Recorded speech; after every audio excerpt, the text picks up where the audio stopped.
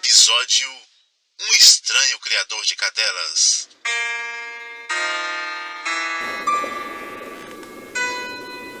O ano era 1988. Seu Gaspar tinha um boteco logo na entrada da Vila Isaías. Por ali circulavam clientes o dia todo. O povo chegava cedo, tomava uma, ia trabalhar.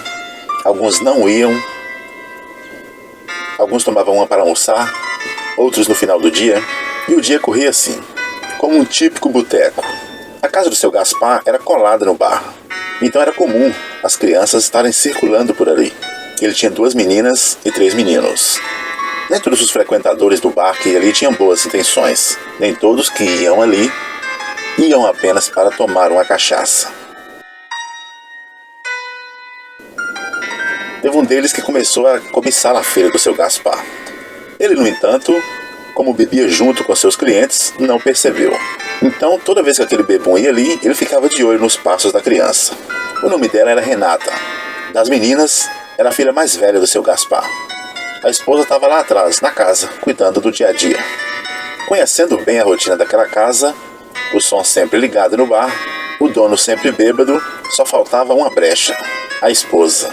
Nesse dia, ele aproveitou uma dessas saídas que ela fez para ir numa horta ali no final do bairro buscar verduras, deu a volta e entrou na casa. Tinha apenas 2 crianças lá, os demais estavam na escola. Estavam a Renata, por quem ele vivia obcecado, e seu irmão, o Arley. O nome desse bêbado era Eurico.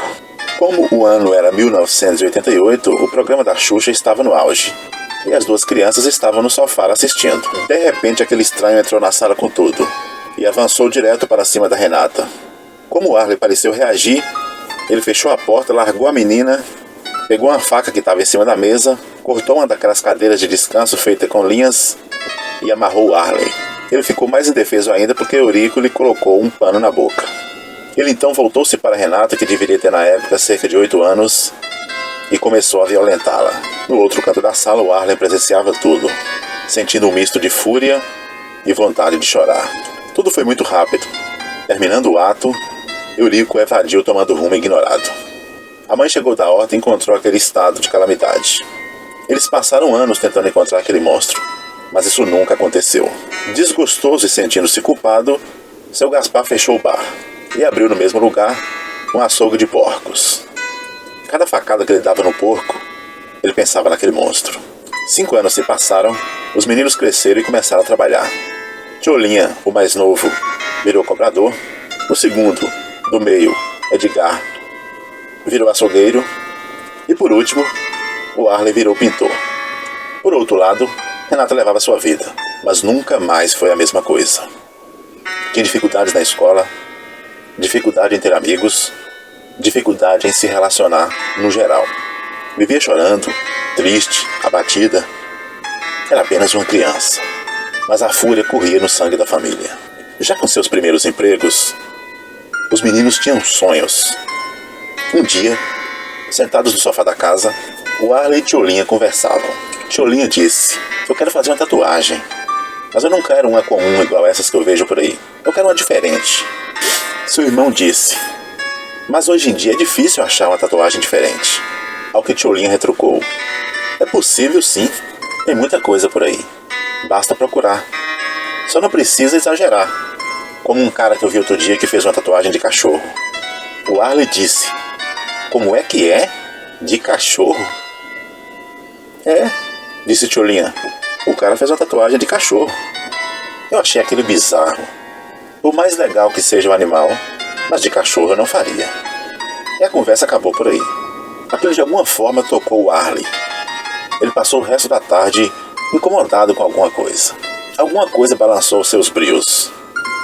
Ele ficou pensativo, se isolou e começou a pensar no assunto. O que aquilo queria dizer? Que recado aquilo queria dar para ele? E ele passou a tarde naquela, tentando descobrir. Parecia não ser nada, mas a coisa balançava seu interior. Chegou a noite, ele foi dormir e não conseguiu. Teve insônia a noite toda, tentando decifrar aquele código, aquele sinal. Lá pelas 4 da manhã, ele finalmente conseguiu dormir. E ao acordar 3 horas depois, ele já acordou com a resposta na cabeça. A tatuagem era o que ele havia visto no corpo daquele monstro que atacou sua irmã 5 anos antes. Esperou seu irmão chegar para o almoço e foi até ele. Perguntou: onde foi mesmo que você viu aquela tatuagem do cachorro? Ao que Tcholinha respondeu: é um cara que eu faço cobranças na casa dele, lá no final da rua Mato Grosso. A conversa ficou por aí. Tcholinha saiu para trabalhar e foi até mais ou menos 2h30 da tarde, que era um novo horário que ele estava adotando ultimamente. O resto da tarde, ele saía com os amigos para fumar maconha na beira do rio. Ele já foi mais dedicado. No passado, ele ia até às 5, mas agora ele estava noutra. Todo o dinheiro que pegava, ele meio que estava gastando com a droga. Jovens, enfim. Ainda na hora do almoço, o Arlen pegou uma bicicleta e foi até o açougue onde seu irmão Edgar trabalhava. Disse a ele que seu pai ia matar um porco grande naquela tarde e precisava de reforço porque o bicho era grande. Precisava de uma faca cutelo para ajudar o pai. Edgar disse: como é que eu vou tirar essa faca daqui? Ao que o Arlen respondeu: eu compro 1 quilo de carne com você e você coloca dentro da carne, assim ninguém percebe. Meio com medo, seu irmão acabou aceitando a proposta. Como esse era um açougue pequeno, no caixa quem atendia era a própria dona. Ela cobrou a carne do rapaz, ele foi embora e em seguida ela foi até o Edgar. Disse a ele: eu sei que é comum passar um pouco a mais de carne na compra do cliente, mas dessa vez passou muito, passou mais ou menos 250 gramas. Procure evitar isso nas próximas vezes. Edgar disse: tudo bem. Mal sabia ela que ali havia um cutelo. O bicho era pesado, o bicho era bonito, mas também era pesado. O Arlen chegou em casa, esperou o Tcholinha chegar do trabalho 2h30, pegar suas coisas e ir para o rio fumar sua maconha. Para fazer suas cobranças, Tcholinha usava o uniforme cinza da empresa. Era uma casa de elétrico do centro da cidade. Essa época era o boom das parabólicas. Todo mundo estava comprando.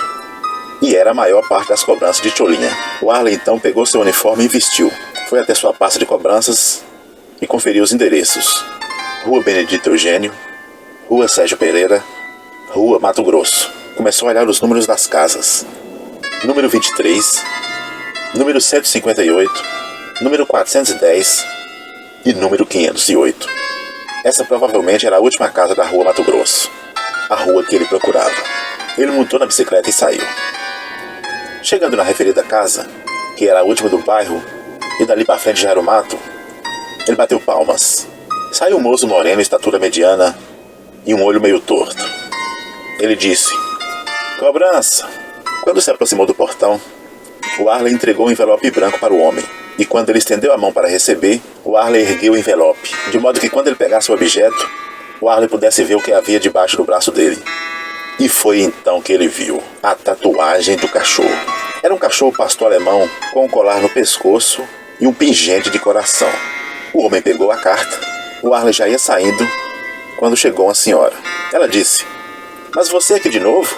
Eu já não disse que vou pagar dia 30? Ao que o Arlen se desculpou e saiu. Ela entrou e disse ao filho: amanhã eu vou lá fazer uma reclamação. Reclamação porque cobrou de novo, mãe? Não, filho. Você não percebeu que aquele rapaz estava diferente? Ele não é o mesmo que vem aqui todo dia. Deve ser gente querendo me roubar. E ao mesmo tempo olhou para o envelope nas mãos de Eurico e disse: o que é isso, filho? Ele falou: nada, mãe. É apenas uma carta de cobrança. Ela respondeu: mais um motivo para eu baixar lá amanhã. E entrou com as compras. Eurico estava paralisado no quintal. Com o envelope na mão, ele olhava fixamente para aquela carta, escrita com letras recortadas de jornal, onde dizia: eu sei quem é você. Aquela tarde ele ficou estremecido. Passou horas pensando naquilo. Seu pensamento ia e voltava. O que aquilo queria dizer? Quem era aquele cobrador? Depois dali foi dar água para os cachorros e pareceu esquecer daquilo por um tempo. O Arlen chegou em casa, desfez do uniforme e foi sentar no sofá pensativo. No final do dia, Edgar, ao chegar do açougue, foi direto no pai. Então, pai, como é que foi o porco lá? O velho disse: porco? Que porco? O porco lá que o senhor e o Arlen foi matar? O velho disse: não estou sabendo disso não. Uma investigação posterior constatou que Eurico estuprava suas cadelas.